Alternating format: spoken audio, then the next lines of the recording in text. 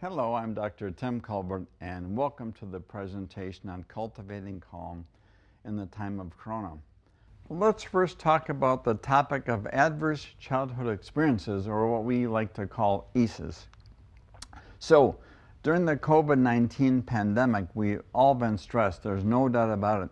And it's not just stress from the coronavirus illness, if you will, or infection itself, but it's stress from, I think, a variety of other factors that many of us have experienced concurrently with the coronavirus pandemic over the last 12 months. Things like civil unrest, racial inequalities, political polarization, social isolation, food or housing insecurity. All these things can also be made worse, by the way, by information overload, where I think we're listening to news media 24 hours a day, 7 days a week, and oftentimes are not getting information that's accurate, or in the case of children, they just have a hard time understanding all the information that's being put out there and directed at them.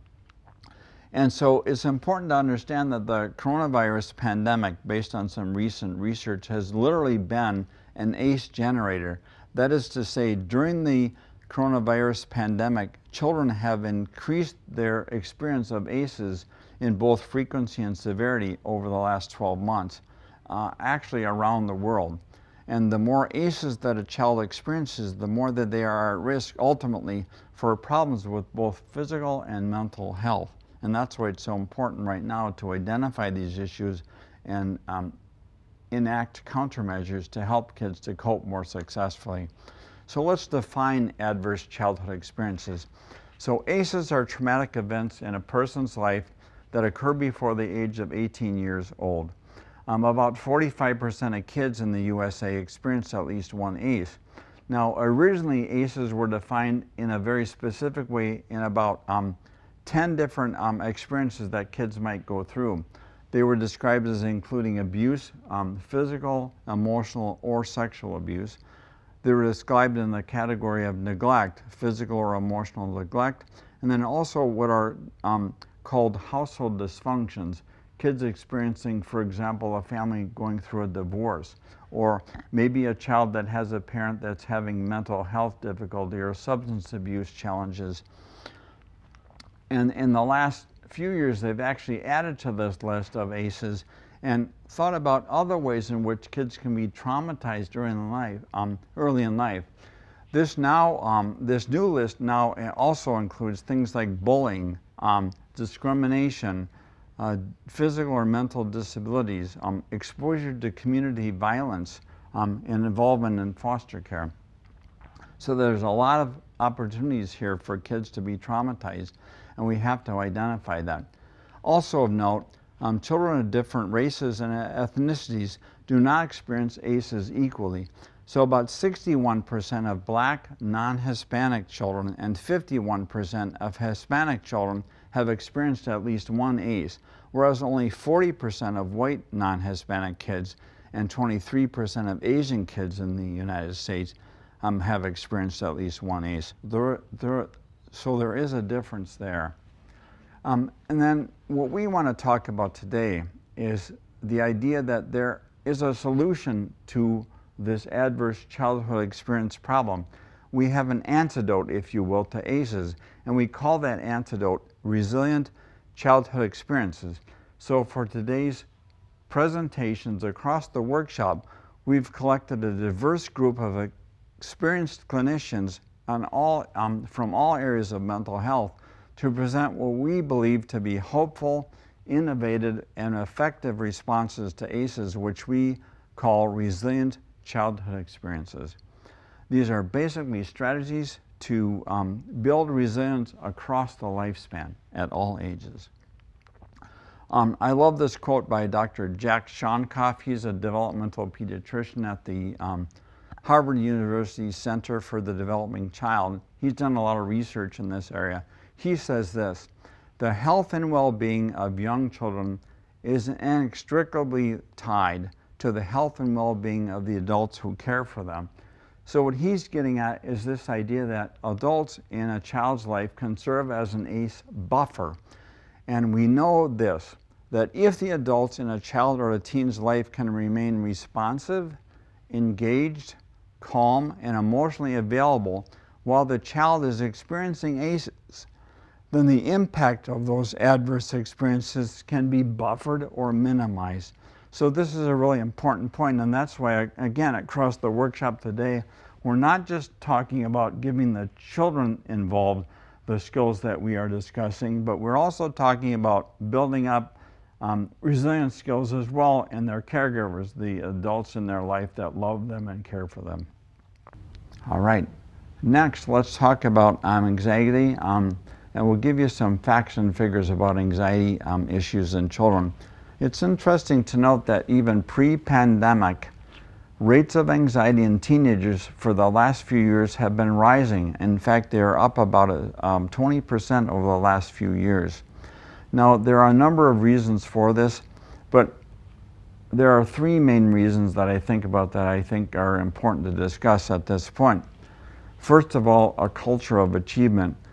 Many, if not most kids nowadays that I'm seeing in my clinical practice tell me that they feel a great pressure, if you will, to succeed and to excel in all the different areas of their lives. Social activities, academic activities, athletic activities, and anything else that they do, they feel this pressure to be good at things and to be an expert, if you will, in a variety of areas. And some of this pressure also comes from parents, but again, this creates additional stress for these children. Secondly, the 24-hour news cycle. So we are bombarded by news all the time, 24 hours a day, 7 days a week, whether it's from newspapers or radio or television or social media. The problem is this: we are inundated with information that carries a negative emotional impact, and that can again drive our stress levels up further. We hear all day about things like war, riots, famine, natural disasters, of course, the coronavirus pandemic, etc. And this causes more stress for all of us. And then finally, this issue of spending a lot of time in an unprecedented way, actually, on electronics of all forms. Now, we know that this is somewhat necessary. Many parents have to work at home and have their meetings online. Many kids, of course, have to engage now in online school. But the problem, or at least one of the problems with excessive electronic media use, is that when you are using so much in the way of electronics, you tend to neglect other things that you should also be doing. For example, exercising. So we do know from some studies during the coronavirus pandemic that people that tend to spend more time on electronics are now also spending less time exercising. And the reason that that's so important is that sedentary lifestyle patterns are associated with increases in anxiety and depression symptoms. Another example is sleep. We also tend to get less sleep and more fragmented sleep when we're spending too much time with electronics. So again, that's a risk factor for emotional dysregulation. Now, I think this slide is really striking in terms of the numbers that you see here over on the left-hand side. It says on the left-hand side bar graph, you see symptoms of anxiety disorder. Now, this was measured from January 2019 to December of 2020, and what they showed is that in the general population in the U.S., the incidence of anxiety symptoms went from 8.2% to 36.9%. That is a quadrupling of the anxiety symptom rate in the U.S. population during that 1 year period of time, basically from January 2019 as a baseline compared to December of 2020. That's pretty remarkable. And the same was true for depression symptoms. There was approximately a quadrupling of the incidence of depressive symptoms during this coronavirus time as compared to baseline measures. Now, let's talk a little bit about the numbers in kids. So about 1 in 3 teens will experience an anxiety disorder sometime during their life. And it's also important to note, as we are talking about adverse childhood experiences, that ACEs correlate with adult diagnoses of depression and anxiety disorders. So the more ACEs, the more likely you are to have a mental health problem later in life. And the reason this is so important and to catch this at a young age and to offer some countermeasures, if you will, is because high levels of ACEs and also high levels of anxiety can become toxic and really have negative long-term impacts on both physical and mental health in kids and teens. This toxic stress, if you will, can then result in imbalances or dysfunctions, if you will, in multiple body systems, things like the immune system, the gastrointestinal system, which we now know is really important in terms of its connection to mental health, the cardiovascular system, and certainly the hormone system. And when these things dysfunction, when they get out of balance and overloaded, long term we know that increases risk for physical ailments such as diabetes, obesity, heart disease, and cancer, but also mental health issues that kids will then experience later in life, including ADHD, learning difficulties, depression, and anxiety. So it's important to nip these in the bud at a young age. And that's what we're here today to talk about throughout the rest of this workshop. Now, a couple of the numbers. It's interesting to note that every year the APA does this survey called the Stress in America Survey. And what they showed is that in 2019 to 2020, when they looked at those numbers, that for the first time in a long time, there was a huge jump in terms of what they consider to be a big jump from 4.9 to 5.9 on their ratings of stress for adults on a 0 to 10 point scale. A 10 on that scale represents severe emotional distress. And what's really important to know is that amongst parents of kids, so the adults with kids as compared to adults without kids, the rating was actually at a 6.7, which is much, much higher. Another data point that I think was fascinating is that also, if you look back to 2020, in the months from April through October of 2020, emergency room visits for mental health issues in kids had increased by 24% for the younger kids ages 5 to 11 years and are up 31% for preteens and teens. That's pretty remarkable, ER visits for mental health problems. Another angle on this, also that's important to talk about as we're running the numbers, is the fact that racial and ethnic groups can experience anxiety symptoms differently. So we do know that white Americans are more likely to be diagnosed with generalized anxiety disorder and social anxiety, as opposed to African Americans, who are interestingly more likely to be diagnosed with PTSD. And then the final comment with this section is that it's always amazing to me how differently anxiety can present itself in the clinical setting. So I'm a developmental behavioral pediatrician. I've switched over to online telehealth visits during the course of this coronavirus pandemic. And what I'm seeing is that commonly, if I ask a parent or a child, are you anxious? Are you having many worries or stresses? They might initially say no to that question, but what commonly is the case, they are describing other symptoms that actually, to me, are markers for anxiety. They're just not identifying it as anxiety.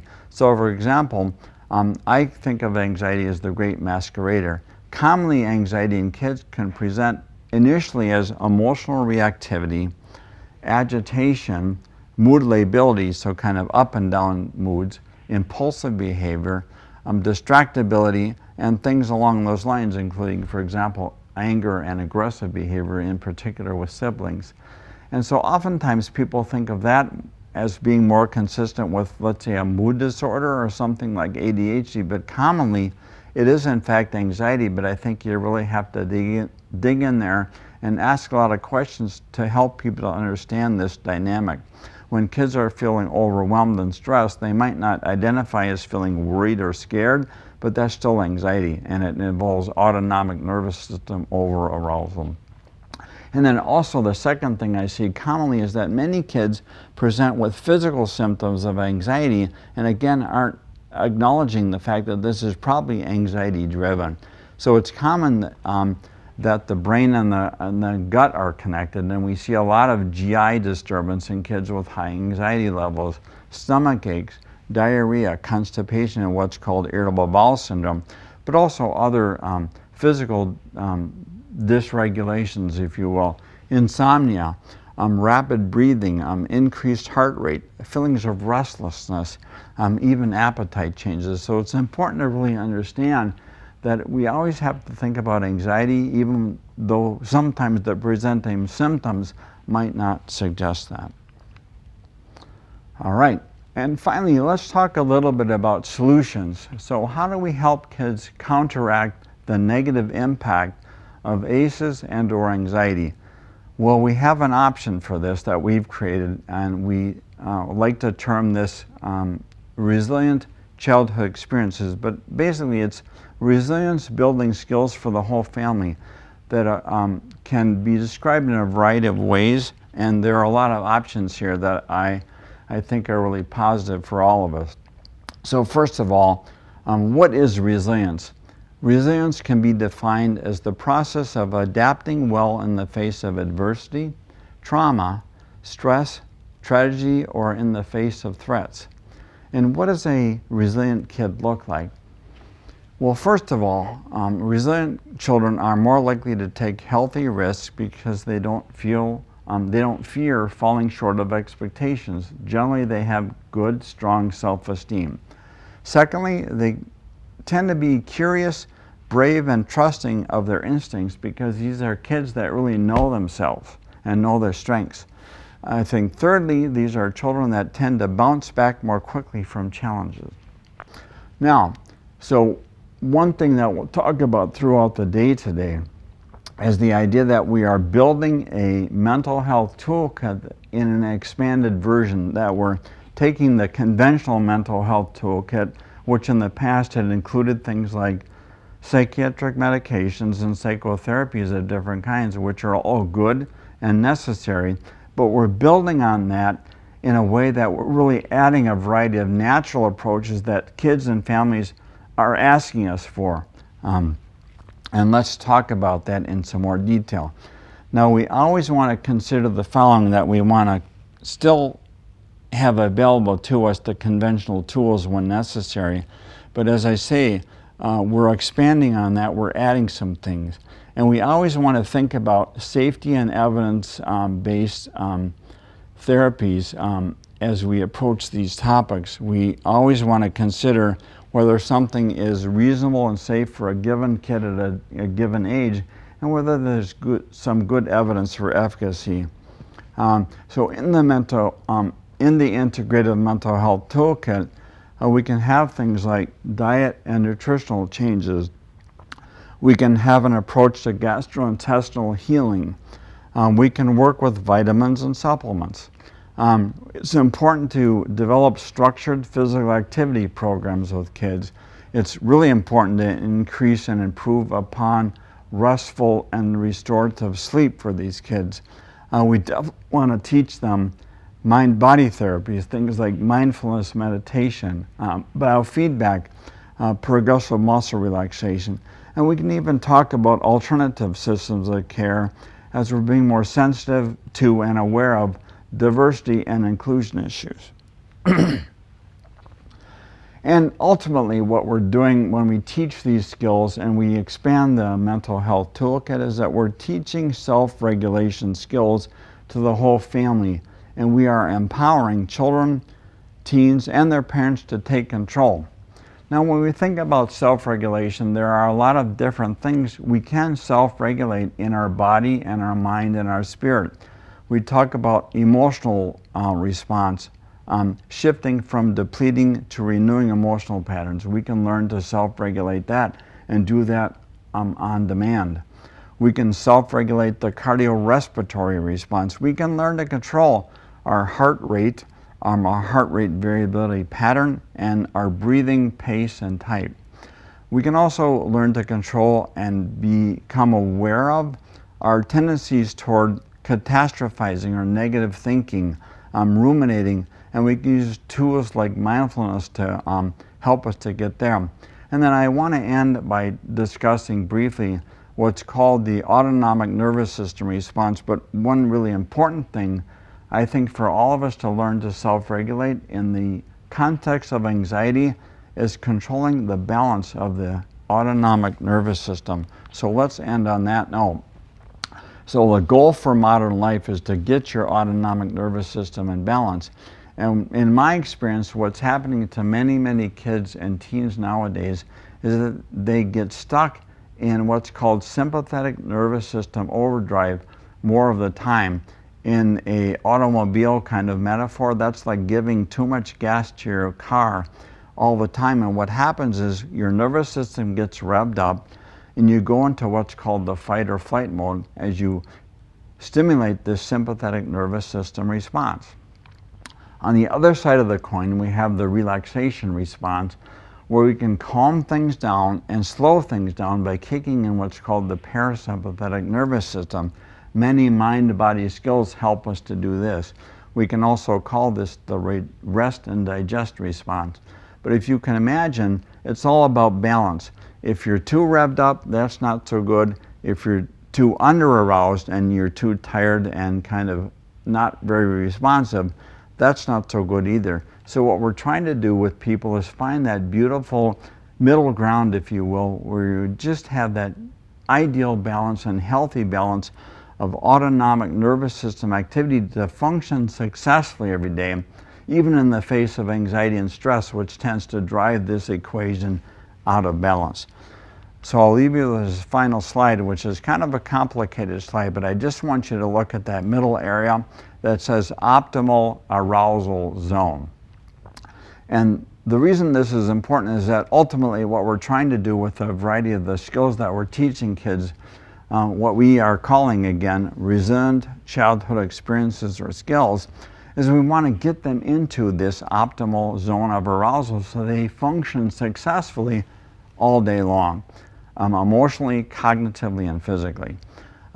This optimal zone of arousal where you function well is called the window of tolerance, and you'll hear more about that later in the day from other presenters. But it's important to understand then that we want to become aware of, if you will, in our lives when we are hyper-aroused and when we are hypo-aroused, and try to find the middle balance. And that's what these skills are all about that we're going to learn throughout the day and throughout these various presentations.